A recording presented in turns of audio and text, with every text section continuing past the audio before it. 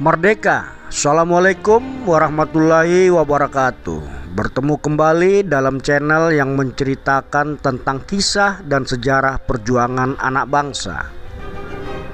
Kali ini akan disampaikan kisah Profesor Dr. Ahmad Muchtar, seorang ilmuwan lulusan Universitas Amsterdam yang dibunuh Jepang secara kejam. Profesor Dr. Ahmad Muchtar, ilmuwan Indonesia pertama yang menjabat Direktur Eijkman, Lembaga Penelitian Biologi di Jakarta. Demi menyelamatkan anak buahnya dari siksaan, Ahmad Muchtar rela menjadikan dirinya menjadi jaminan dan bertanggung jawab atas tuduhan kesalahan yang dilontarkan tentara Jepang. Karena ia tahu anak buahnya tidak pernah melakukan kesalahan dan kejahatan seperti yang dituduhkan. Pengorbanan Ahmad Muchtar harus dibayar mahal. Pada tanggal 3 Juli 1945, Ahmad Muchtar dihukum pancung. Dikutip dari Jawa Pos, dalam sebuah catatan harian tentara Jepang menyebutkan bahwa jenazah Ahmad Muchtar dihancurkan dengan mesin gilas uap dan dibuang ke kuburan massa di Erefeld, Ancol. Profesor Dr. Ahmad Muchtar lahir di Ganggo Hilia, Bonjol, Pasaman, Sumatera Barat pada 10 November 1890 dari pasangan Omar dan Rokayah. Ayahandanya seorang guru yang berasal dari Mandailing, Sumatera Utara, sedangkan ibundanya Rokayah, putri asli Bonjol, Sumatera Barat, cucu seorang Laras Hof. Ahmad Muchtar menamatkan pendidikan di Stopia pada tahun 1915. Sejak tahun 1916, Ahmad Muchtar bertugas di Penyambungan Sumatera Utara. Bersama mentornya Dr. Hufner, Muchtar berhasil memerangi wabah malaria di Sumatera. Atas prestasinya, Muchtar mendapat rekomendasi untuk melanjutkan pendidikan di Universitas Amsterdam, Belanda. Disertasi doktoralnya berhasil mematahkan hipotesis Noguchi, ahli bakteriologi Jepang, tentang Leptospira sebagai penyebab penyakit kuning. Muchtar meraih gelar doktor dari Universitas Amsterdam. Selama karirnya ia berhasil menulis 54 karya ilmiah yang sebagian besar diterbitkan dalam jurnal kedokteran yang bereputasi di Hindia Belanda. Usai menyelesaikan pendidikan di Belanda, ia kembali ke tanah air dan bergabung dengan lembaga Eijkman. Profesor Dr. Ahmad Muchtar menjadi orang Indonesia pertama yang menjabat sebagai Direktur Laboratorium Eijkman yang mengepalai bagian bakteriologi. Namun sayang, kehidupan Muchtar tak secemerlang kisah pendidikannya. Tragedi itu bermula dari berjangkitnya penyakit yang menyerang Romusa di Klender. Pada Agustus 1944, ratusan Romusa diduga terserang penyakit meningitis.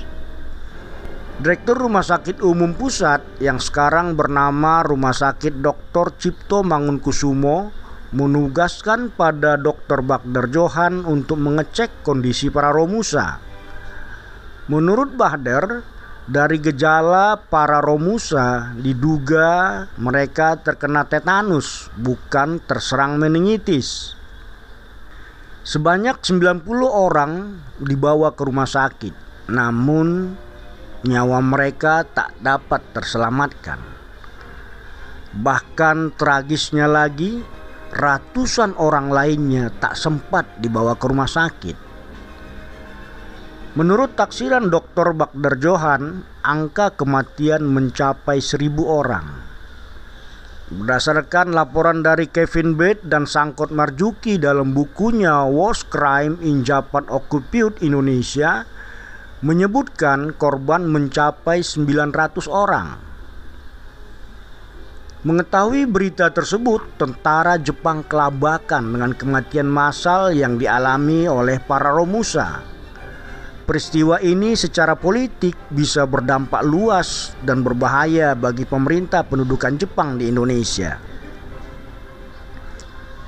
Beberapa sumber memberitakan sepekan sebelum tragedi, tentara Jepang menyuntik para Romusa dengan vaksin kolera, tipes, dan disentri.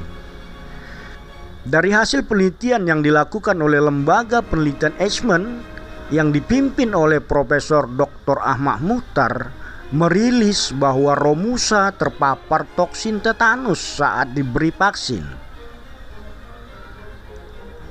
Polisi militer Jepang yang dikenal dengan Kempeitai menuduh lembaga Eijkman lah yang telah mencemari vaksin dengan virus tetanus. Tuduhan itu dibantah keras oleh Eijkman karena vaksin yang disuntikkan pada Romusa berasal dari Institut Pasteur di Bandung yang dibuat dan diproduksi oleh tentara Jepang. Perseteruan dan perbantahan antara Institut Pasteur Bandung dengan lembaga Eijkman terus berlangsung dan hingga pada akhirnya di tanggal 7 Oktober 1944 Kempeitai menangkap Profesor Ahmad Muchtar berikut dokter dan staf Eijkman. Turut pula ditangkap Profesor Hanafiah serta 2 orang dokter rumah sakit umum, diantaranya Profesor Asikin Wijaya Kusuma dan Sulaiman Siregar. Tak kurang dari 15 orang ditangkap dan ditahan oleh Jepang. Penangkapan berlangsung brutal tanpa dilengkapi surat penangkapan, tanpa pemberitahuan pada pihak keluarga. Berbulan-bulan dalam tahanan tanpa proses hukum yang jelas. Para tahanan mendapat ancaman dan siksaan. Tak kuat menahan siksa, Sulaiman Siregar dan Marah Ahmad Arif meninggal dunia. Melihat kedua dokter tersebut meninggal dunia, pertahanan fisik dan mental Profesor Dr. Ahmad Muchtar mulai runtuh. Ia sungguh tak tega melihat sahabat dan koleganya harus mati satu persatu karena siksaan Jepang. Naluri kepemimpinan dalam diri Profesor Dr. Ahmad Muchtar tergugah. Sebagai pimpinan, ia bertekad untuk menyelamatkan staf dan bawahannya. Jalan satu-satunya yang dapat ia lakukan adalah mengambil alih seluruh tanggung jawab dan menjadikan dirinya sebagai jaminan atas keselamatan staf dan bawahannya. Tanggung jawab yang diambil Ahmad Muchtar telah memberi kebebasan bagi seluruh tahanan.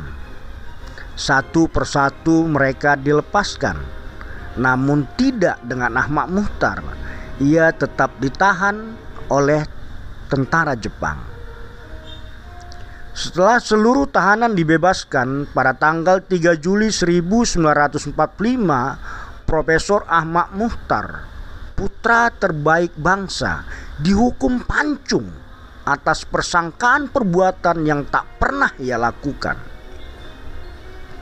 Beberapa sumber memberitakan Ahmad Muchtar tidak dihukum pancung, melainkan ia digilas dan digiling hidup-hidup dengan stonewash, alat yang digunakan untuk memadatkan tanah. Setelah itu mayatnya dikubur di Everett, Ancol. Tentara Jepang tidak pernah memberitahukan pada pihak keluarga tentang keberadaan Ahmad Muchtar selama dalam tahanan, serta tidak pula mengabarkan tentang eksekusi dan penguburan yang mereka lakukan kepada Ahmad Muchtar.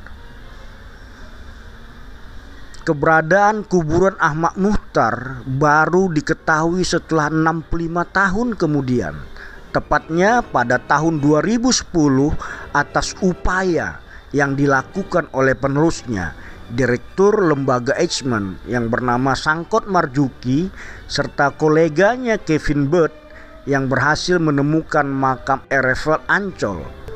Jasad Ahmad Muchtar dimakamkan dalam satu liang lahat bersama 9 orang lainnya. Sungguh perbuatan yang sangat tidak beradab yang dilakukan oleh tentara Jepang kepada putra terbaik bangsa. Dr. Ahmad Muchtar adalah pahlawan Indonesia, pahlawan penelitian dan pahlawan kemanusiaan. Saat ini nama Ahmad Muchtar diabadikan menjadi nama rumah sakit di Bukit Tinggi, Sumatera Barat. Dan pada tahun 2020 pemerintah Sumatera Barat membangun sebuah monumen untuk Ahmad Muchtar, lengkap dengan penerbitan buku biografi yang berjudul Tumbal Vaksin Maut Jepang. Semoga amal ibadah dan perbuatan baik yang dilakukan oleh Profesor Dr. Ahmad Muchtar dibalas berlipat ganda oleh Allah Subhanahu wa taala.